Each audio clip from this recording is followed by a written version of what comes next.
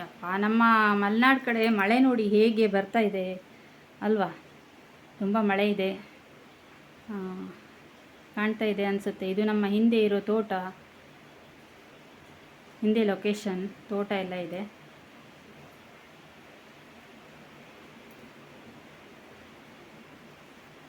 ಈಗ ಇದು ಎದುರು ಇರೋ ಮನೆ ಎದುರುಗಡೆ ಮಳೆ ಕಾಣಿಸ್ತಾ ಇದೆ ಅಲ್ವಾ.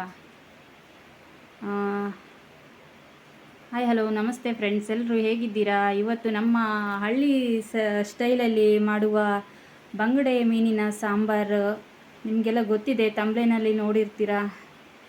ಬನ್ನಿ ಮಾಡೋದು ಹೇಗೆ ಅಂತ ನೋಡೋಣ. ಇದು ಖಾರಕ್ಕೆ 2 ನೀರುಳ್ಳಿ, 2 ಟೊಮೊಟೊ, ಸ್ವಲ್ಪ ಕೊತ್ತಂಬರಿ ಸೊಪ್ಪು ಮತ್ತು ಬೆಳ್ಳುಳ್ಳಿ ಹಾಕಿ ಜೋಡಿಸ್ಕೊಂಡಿದ್ದೀನಿ.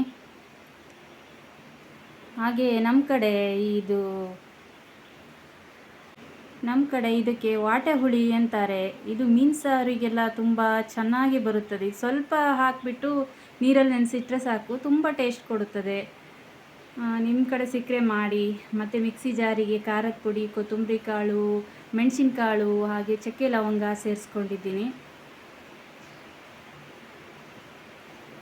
ಕಾಯಿ ಇದೆಲ್ಲ ಹಾಕಿ ಎಲ್ಲ ರುಬ್ಕೊಂಬರೋಣ. ಸ್ವಲ್ಪ ಮಾತ್ರ ಕಾಯಿ ತೊಗೊಳ್ಬೇಕು. ನಾನು 1 kg ಬಂಗಡೆ ಮೀನಿಗೆ ಅರ್ಧ ಗೆರಟೆ ಕಾಯಿ ತೊಗೊಂಡಿದ್ದೀನಿ. ಯಾಕಂದರೆ ಜಾಸ್ತಿ ತೊಗೊಂಡ್ರೆ ಅದು ಸಿಹಿ ಬರೋಕ್ಕೆ ಚಾನ್ಸ್ ಇರುತ್ತೆ. ಸಿಹಿ ಬಂದರೆ ಚೆನ್ನಾಗಾಗಲ್ಲ. ಹಾಗೆ ಪೇಸ್ಟ್ ಮಾಡ್ಕೊಂಬರೋಣ. ಪೇಸ್ಟ್ ಬಂದಾಯಿತು. ನೆಕ್ಸ್ಟು ಸಾಂಬಾರು ಕುದಿಯೋಕ್ಕೆ ಇಡ್ತಾ ಇದ್ದೀನಿ. ಕುದೀತಾ ಇದೆ. ಚೆನ್ನಾಗಿ ಕುದಿಬೇಕು, ಅದು ಚೆನ್ನಾಗಿ ಮಿಕ್ಸ್ ಮಾಡ್ಕೋಬೇಕು. ಚೆನ್ನಾಗಿ ಮಿಕ್ಸ್ ಮಾಡಿಕೊಂಡು ಚೆಂದ ಕುದ್ದ ನಂತರ ನೋಡಿ, ಇದು ಬಂಗಡೆ ಮೀನು ಹೀಗಿರುತ್ತದೆ. ಇದನ್ನು ಕ್ಲೀನ್ ಮಾಡಿಕೊಂಡು ಬರೋಣ, ಓಕೆನಾ?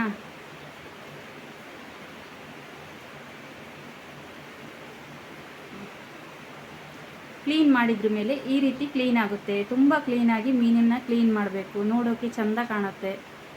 ಆಯಿತಾ? ಕ್ಲೀನ್ ಮಾಡಿದ ನಂತರ ಖಾರ ಕುದೀತಾ ಇದೆ. ಒಲೆ ಮೇಲೆ ಇಟ್ಟಿದ್ದು ಖಾರ ಹಾಕಿಟ್ಟಿದ್ವಲ್ಲ, ಹದವಾಗಿ ಖಾರ ಹಾಕ್ಕೊಳ್ಬೇಕು. ತೀರಾ ನೀರು ಮಾಡಬಾರ್ದು, ತೀರಾ ಗಟ್ಟಿನೂ ಮಾಡಬಾರ್ದು, ಮೀಡಿಯಮಲ್ಲಿ ಇರಬೇಕು. ಯಾಕಂದರೆ ಅದು ಕುದಿಬೇಕಲ್ವ, ಕುದ್ದು ಗಟ್ಟಿ ಆಗುತ್ತೆ. ಚೆಂದ ಕುದ್ದ ನಂತರ ಮೀನನ್ನು ಅದಕ್ಕೆ ಹಾಕಬೇಕು. ಖಾರಕ್ಕೆ ಅರಿಶಿನ ಪುಡಿ, ಉಪ್ಪು ಎಲ್ಲ ಸೇರಿಸ್ಕೊಂಡಿದ್ದೀನಿ.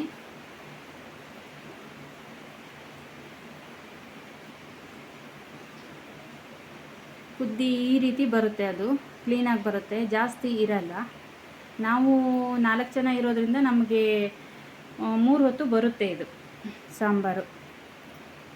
ಓಕೆ, ಇದನ್ನು ಅನ್ನದ ಜೊತೆ, ಚಪಾತಿ ಜೊತೆ, ದೋಸೆ ಜೊತೆ ಸರ್ವ್ ಮಾಡ್ಕೋಬೋದು. ತುಂಬ ಟೇಸ್ಟಿಯಾಗಿರುತ್ತೆ. ಇಲ್ಲಿ ತನಕ ನನ್ನ ವಿಡಿಯೋ ನೋಡಿದ್ದಕ್ಕಾಗಿ ಧನ್ಯವಾದಗಳು. ಹೊಸಬರು ಯಾರಾದರೂ ಇದ್ದರೆ ಸಬ್ಸ್ಕ್ರೈಬ್ ಮಾಡಿ, ಕಾಮೆಂಟ್ ಮಾಡಿ, ಶೇರ್ ಮಾಡಿ, ಲೈಕ್ ಮಾಡಿ. Thank you friends.